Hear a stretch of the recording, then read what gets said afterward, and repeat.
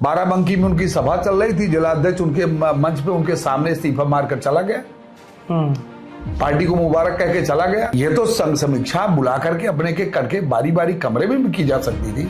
ये आशीष जी का खेल है। हाँ। सारा खेल पूरे प्रदेश का वो आशीष पटेल के इर्द गिर्द घूमता है। क्या उसके देवर ने हराने का काम किया, ससुर ने हराने का काम किया, तो एक तरह से इमोशनल कार्ड मेरे साथ खेला गया। तो कई हमें लोगों ने दिया है, एनडीए के भी सहयोगी दलों ने हमें ऑफर किया है। मुझे कहीं नहीं दिखता है कि हमारी राष्ट्रीय अध्यक्ष दलित या पिछड़े समाज के भले की बात हो रही है कि ये मेरी पार्टी के प्रदेश अध्यक्ष थे ही नहीं। इतना लंबा झूठ कौन बोल सकता है बताइए।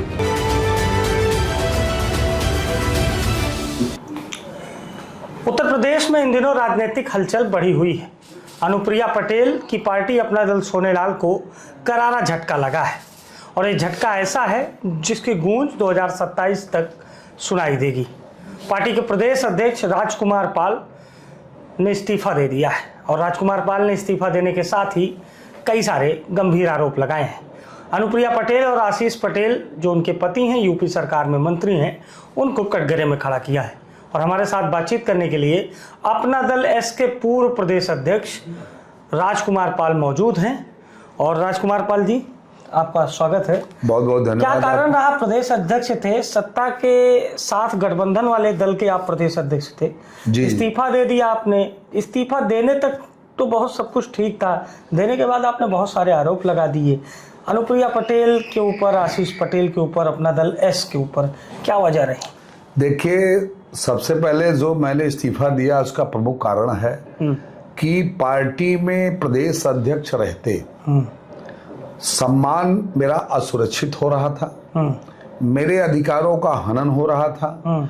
जो मेरा प्रदेश अध्यक्ष का जो अधिकार होता है, जब किसी के अधिकार के साथ अगर घिनौना मजाक हो और काट की उल्लू की तरह, नहीं कह लो कि रबर स्टैंप की तरह प्रदेश अध्यक्ष उसे बना के रखा जाए, तो चूंकि मैं जनपद प्रतापगढ़ का रहने वाला भी हूँ और सदर विधानसभा से विधायक भी रहा और यह भारतीय जनता पार्टी से काम करके निकल करके मैं आया था अपना दल में।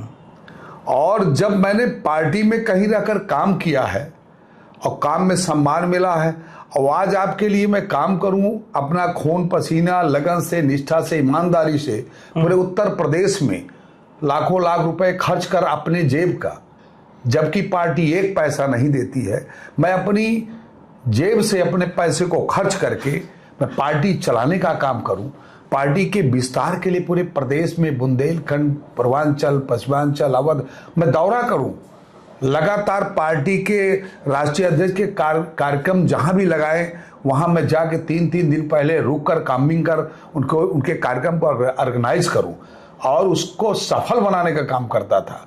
आज तक आप देखे होंगे जो भी कार्यक्रम लगे हैं आज उत्तर प्रदेश में, जब भी कोई इनका कार्यक्रम फेल नहीं हुआ। नहीं तो ये इसके पीछे आपकी भी तो कोई राजनीतिक मंशा? मैं वही आपसे कहने जा रहा हूं कि जब विधानसभा में प्रभारी बनाए जा रहे हैं और जिले के जिला अध्यक्ष का गठन हो रहा है, आप प्रदेश अध्यक्ष की एक बार भी राय लेना मुनासिब नहीं समझ रहे हैं। प्रदेश विधानसभा प्रभारी बनाने की बात आई, आप विधानसभा प्रभारी बनाना शुरू कर दिए और आपने पूरे मंडलों में बनाया। जब प्रयागराज मंडल जिसमें प्रतापगढ़ जनपद आता है तो कम से कम मैं प्रदेश अध्यक्ष हूं, तो आप नहीं कहीं पूछे तो मेरे प्रयागराज मंडल में सब कुछ आपसे पूछ के होता था? हाँ, इसके पहले, आज के 1 साल पहले सब पूछा जाता था। कब से और निर्णय होता था। ये करीब लोकसभा के चुनाव के बाद से जब धीरे धीरे पार्टी कार्यकारिणी भंग हुई तो अब जो भी नियति रही उनकी, फिर भी भंग होने के बावजूद भी आज जो प्रभारी बनाए भी गए तो सभी भंग कार्यकारिणी के प्रदेश के पदाधिकारी हैं। भाई, प्रतापगढ़ में आप बना रहे थे 7 विधानसभा सीटें हैं, मेरे जनपद में तो मुझसे पूछना चाहिए आपको। कौन नहीं पूछता आपसे, अनुप्रिया पटेल या आशीष पटेल? देखिए, अनुप्रिया पटेल जी तो पार्टी की खाली राष्ट्रीय अध्यक्ष है बस।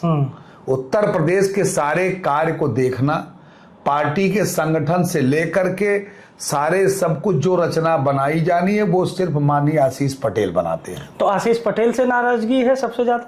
सबसे ज्यादा आशीष पटेल से है, जो उनका बदतमीजी का भाव है, कार्यकर्ताओं से बदतमीजी करते हैं, अमर्यादित शब्दों का प्रयोग करते हैं। वो चाहे आज बाराबंकी में उनकी सभा चल रही थी, जिलाध्यक्ष उनके मंच पे उनके सामने इस्तीफा मारकर चला गया, पार्टी को मुबारक कह के चला गया। और आपने मंच पर 2 तारीख गांधी भवन प्रेक्षागृह कैसर बाग में अभी समीक्षा हुई मई में, वो आपने जो है सारे जिला अध्यक्षों को जो 4, 5, 8, 7 उनको खड़ा करा दिए। अब पूरी पार्टी के प्रदेश के सामने आप जिला अध्यक्षों को बेइज्जत कर रहे हो। ये तो समीक्षा बुला करके अपने के करके बारी बारी कमरे में भी की जा सकती थी। तो किसी की ऊर्जा का उपयोग कैसे लिया जाए जब उन्हें इसका ज्ञान ही नहीं है। और पार्टी अगर किसी को दहेज में मिल गई हो और जो कभी पार्टी में काम ही न किया हो, वो क्या जानेगा। अच्छा, आप एक चीज ये बताइए, आशीष पटेल ने तो कहा कि आप प्रदेश अध्यक्ष थे ही नहीं, कार्यकारिणी तो भंग हो गई थी। यही इस पर तो हंसी आती है हमें भी। हमको लगता है शायद अभी 2 मई को गांधी भवन प्रेक्षागृह में आप सबके चैनल भी मौजूद रहे होंगे, आपकी सारी मीडिया वहां खड़ी थी, और पूछिए कि मैं मंच के बगल में राष्ट्रीय अध्यक्ष के कौन बैठा था, फोटो दिखेगी आप। तो आप बैठे थे, मैंने भी देखा। और प्रेस में छपी खबर, उसमें भी मैं बगल बैठा हूं। और मंच पर पदाधिकारी गण मौजूद रहे तो सबसे पहले प्रदेश अध्यक्ष राजकुमार पाल, सारे लिखित हैं। अब हो सकता है कि इनको। अच्छा, आपने जो प्रतापगढ़ के एक होटल में प्रेस कॉन्फ्रेंस की थी जी, उसमें एक बड़ी बात कही थी। आपने कहा था कि ये लोग जहां बैठते हैं परिवार में 2 फाड़ कर देते हैं। हाँ, ये बिल्कुल सच है। इसका मेरे पास कौन करता है, अनुप्रिया या आशीष? ये आशीष जी का खेल है।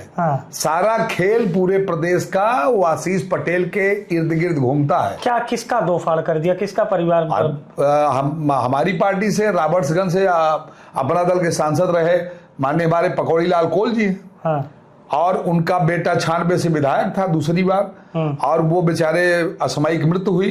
तो फिर उनकी श्रीमती जी को लड़ाई पार्टी ने, वो विधायक बनी, रिंकी कोल जी को। फिर इन्होंने जब अगर रॉबर्ट्सगंज में, अगर आपको पकौड़ी लाल कोल वर्तमान सांसद थे, अगर उन्हें टिकट नहीं देना था तो उनकी बहू को क्यों लड़ाया? जब बहू और ससुर में ही लड़ा दिए, जब दोनों को आपस में लड़ा दिए, तो उनके ससुर ने बगावत कर दी। उसके देवर ने हराने का काम किया, ससुर ने हराने का काम किया, तो 2 फाड़ हुआ कि नहीं? कुछ 22 की चुनाव का भी जिक्र किया था, वो जब कृष्णा पटेल चुनाव लड़ी थी सदर से। हाँ, मैंने सही कहा था। 22 में मैं सिटिंग एमएलए था और 22 में निवर्तमान विधायक था, मुझे टिकट मिलना चाहिए था, और आखिरी अंतिम दिन तक मुझे ये लालीपाप देते रहे। लेकिन अनुप्रिया पटेल ने तो ये कहा था कि मेरी माँ भले ही किसी पार्टी से लड़ रही हैं, लेकिन मैं वहां पर अपना उम्मीदवार नहीं उतारूंगी। बिल्कुल, ये सच है। जब मैंने पर्चा नहीं भरा तो मैं इन्हीं बातों से लेकर नहीं भरा कि पार्टी के हमारी राष्ट्रीय अध्यक्ष हैं। आज उनकी माता जी दूसरी पार्टी बनाई है, ठीक है, पर तो है बेटी उनकी। जब उन्होंने मुझे कहा कि मेरी माँ लड़ रही, आप मत लड़िए विधायक जी, तो मैंने पर्चा वापस ले लिया। मैंने पर्चा नहीं भरा, मेरी बात सुनिए, पर्चा नहीं भरा, तो एक तरह से इमोशनल कार्ड मेरे साथ खेला गया। मैं उनके साथ हेलीकॉप्टर में प्रचार में था, अमरपाल मौर्य जी के, फिर दिनेश के भाई राकेश सिंह के प्रचार में, फिर बछरावा से लक्ष्मी शंकर रावत लड़ रहे थे, उनकी प्रचार। मुझसे पूछा कि माताजी चुनाव जीत रही, हार रही? मैंने कहा 25,000 से आज तारीख में जीत रही हैं। तो हो सकता है उनको अच्छा ना लगा रहा हो, कहीं सच जीत जाएंगे। मैंने कहा जो क्षेत्र कह रहा है। तो किसने आपने पूछा था? हमारी राष्ट्रीय अध्यक्ष अनुप्रिया पटेल जी ने पूछा था। तो उसके बाद 1 सप्ताह जब मतदान रह गया तो आशीष पटेल जी का फोन आता है, मुझे बुलाया जाता है। मैं झूठ बोलता हूँ, प्रतापगढ़ हूँ, मैं लखनऊ रहता, मैं तेजी से पहुंचता हूँ। उनका कहना था 1 किलोमीटर प्रतापगढ़ शहर से पहले आप ऐसे गुप्त स्थान पर हमें रोकिए जहां पर हम लोग पार्टी की रचना बनाएंगे, कैसे हम लोग जीते चुनाव। तो मैं तो जानता था माता जी के लिए ही आएंगे, लेकिन ये भी जानता था कि अपना दल भाजपा का गठबंधन है, तो पार्टी से तो विरक्त होकर कर नहीं सकते। लिहाजा हमको अंदर कमरे में बैठा दिया गया, और गुड्डन सिंह उस टाइम ब्लॉक प्रमुख शायद थे या पूर्व थे, वो थे कुंदन सिंह जी थे, मानधाता के भाजपा के वरिष्ठ नेता। तीनों लोग एक कमरे में बैठाए गए। उसके बाद जो भारतीय जनता पार्टी से टिकट मिला था राजेंद्र कुमार मौर्य जी को बुलाया जाता है, उनके साथ लोग आते हैं, और पूर्व राजा राम पाड़े मंत्री जी के वो SD रहे भाई दिनेश जी वगैरह सब आते हैं। तो मुझे कहा जाता है जब बुलाएंगे तो आप बाहर आइए, वहाँ बाद में बाहर तय होता है, फिर हमें बुलाया जाता है, बुला करके कुछ व्यवस्थाएं दी जाती हैं जो कहीं नहीं जा सकती, और उससे कहा जाता है कि आपके समाज के अगर एक भी बूथ हारे और अपना दल के, तो हम मान लेंगे कि विधायक जी आपने सब भाजपा विधायक को हरा दिया, माता जी को किसी कीमत पे चुनाव यानी समाजवादी कमेरावादी को नहीं जीतने देना है, तो तब वो माता जी तब कहाँ चली गई? तब क्या उनकी माँ नहीं थी क्या? वो मुझे से टिकट से हटाने के लिए तब तो माँ थी, और जब वो हराने के लिए आते हैं तब उनकी माँ नहीं थी। तो उस रणनीति में जो बता रहे हैं कि कमरे में और लोग थे, उनका भी उपयोग किया गया? बिल्कुल उपयोग किया गया।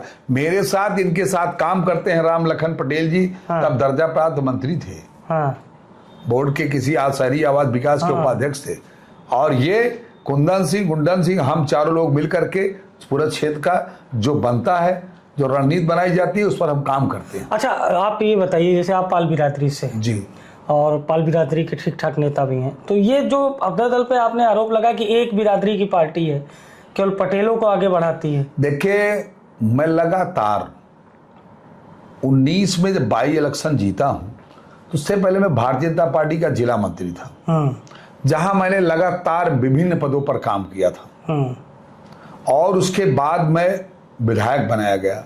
भारतीय जनता पार्टी ने हमें टिकट दिया। ये लोग कहते हैं कि हमने अपना दल से इनको टिकट देके चुनाव लड़ा। मैं इस पर एक संशय भ्रम को साफ करना चाहता हूं। मैं उस टाइम भाजपा का जिला मंत्री था, हमको प्रदेश अध्यक्ष माननीय स्वतंत्र देव जी थे, उन्होंने मुझे चुनाव में, बंसल जी यहाँ संगठन मंत्री थे, उन्होंने मुझे टिकट दिया, और मैं आशीष पटेल जी को जानता भी नहीं था कि ये कौन है, किसकी पार्टी के हैं। इसलिए मैं लगातार भाजपा में 2012 से काम कर रहा था लगातार, और मैं जिला पंचायत भी भाजपा से लड़ा था 15 में, और जिला मंत्री भी रहा। तो ये मैं साफ कर देना चाहता हूँ, मुझे अपना दल ने टिकट नहीं दिया था, हमें भारतीय जनता पार्टी ने टिकट दिया था, पर सिंबल कप प्लेट था। तो अब ये बताइए कि कहाँ जा रहे हैं आप?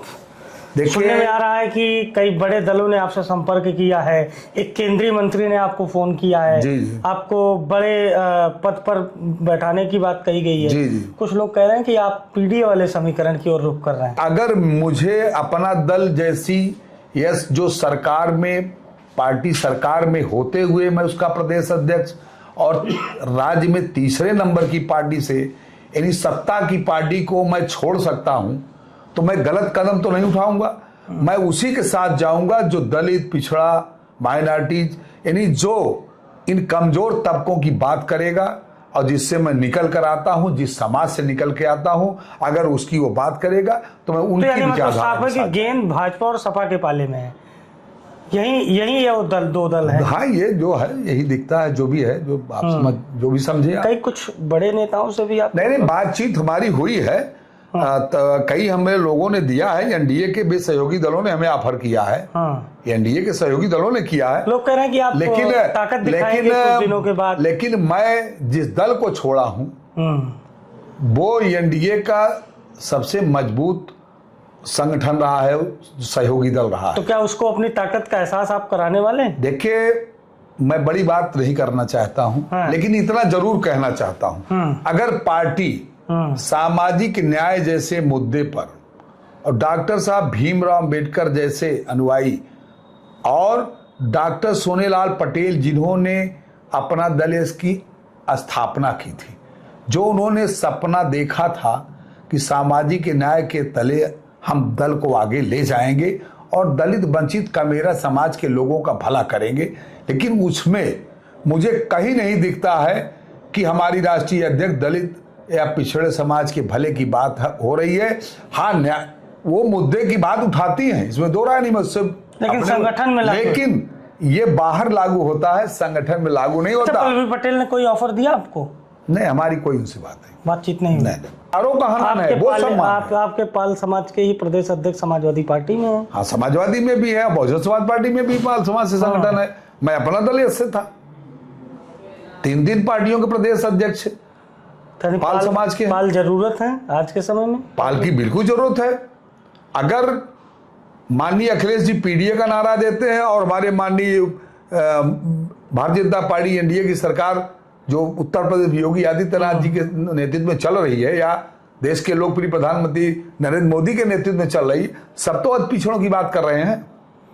अच्छा, एक जातिवार जनगणना का फैसला हुआ है, इसको अनुप्रिया पटेल अपनी मांग की जीत बता रहे हैं। देखिए, ये सच है, जब से मैं अपना दल भी यश में आया तो ये निश्चित है कि अपना दल यश ने जातिगत जनगणना करने की बात सदैव कही है, चाहे सड़क। अच्छा, इतने विनम्र कैसे हैं आप? मतलब पार्टी से इस्तीफा भी दे दिए हैं, लेकिन अच्छी बातों का... देखिए, अच्छी बातों का मैं समर्थन करूंगा। उन्होंने जाति जनगणना की मांग किया, देश के प्रधानमंत्री ने स्वीकार किया। दिल में कोई जगह है क्या आशीष पटेल? ऐसा कुछ नहीं है।